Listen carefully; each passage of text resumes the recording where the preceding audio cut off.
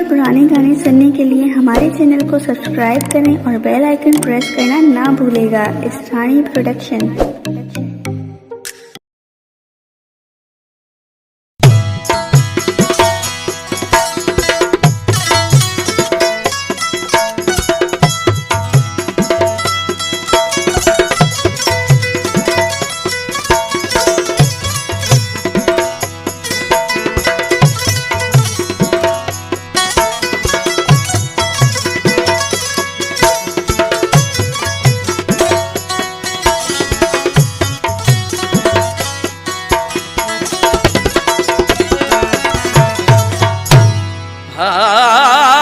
तुझी जिंदगी ठही पवे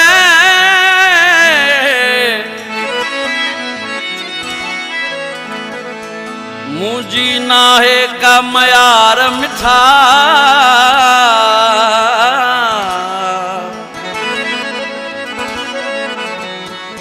मुनवर पंवर जिया द्वार शल खुश हुजी तू खोरवाह में अजे तो खवञा पियो वरी अचण कोन थींदो अजे तो खवञा पियो वरी अचण कोन थींदो खिली दे तुमो कल वरी मिलण कोन थींदो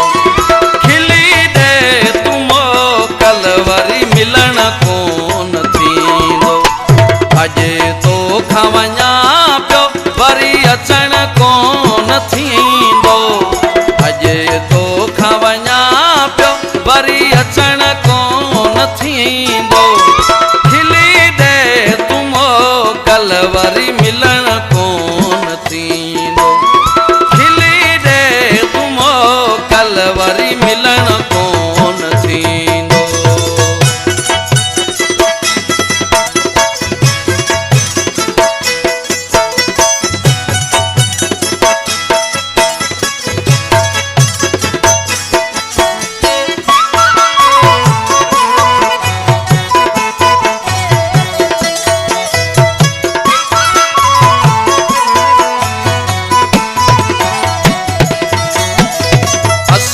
परदेसी हिते परावा माण्हू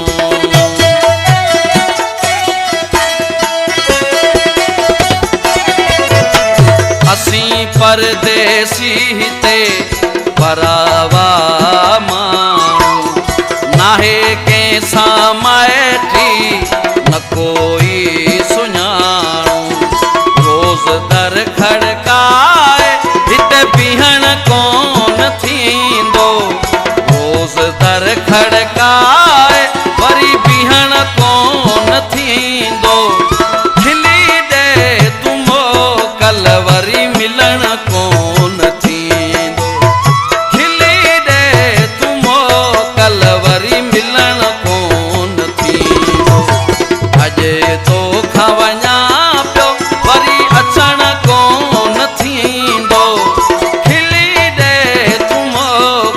वरी मिलन कोन थींदो खिली दे तुमो कल वरी मिलन कोन थींदो।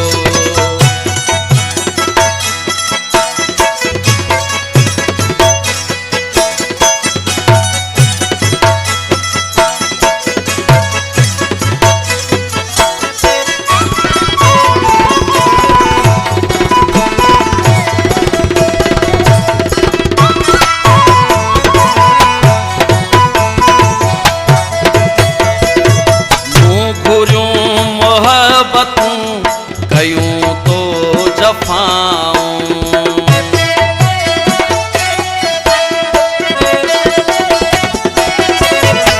मूं घुरियूं मोहबतूं कयूं तो जफ़ाऊं ॿुधियूं ना तो जानी दिल जूं सदाऊं रहियूं कोन वफ़ाऊं हाणे रहण कोन थींदो रहियूं कोन वफ़ाऊं हाणे रहण कोन थींदो खिली दे तुमो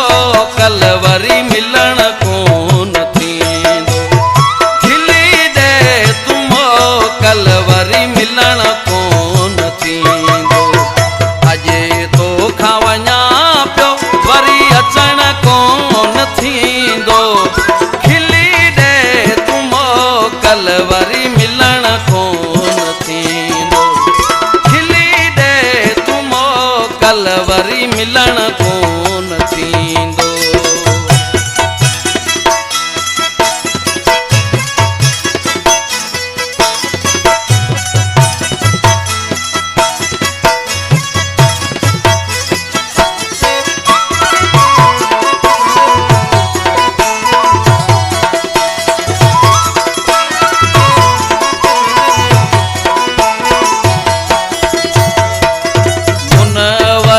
पंवर जी तोखे याद कोन आए।